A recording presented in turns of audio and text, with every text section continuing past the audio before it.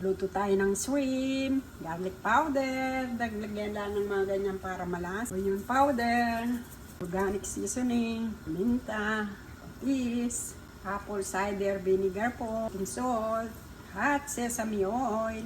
Halo-halo lang po na maigiyan hanggang ito'y maluto. Yan lang natin siya na ganyan. Mga 10 minutes, luto na yan para malambot pa rin siya. Oyster sauce. Yan, tapos na siyang may laga.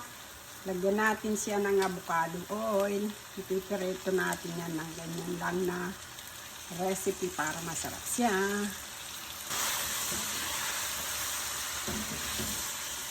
Chinese celery at onion leaves.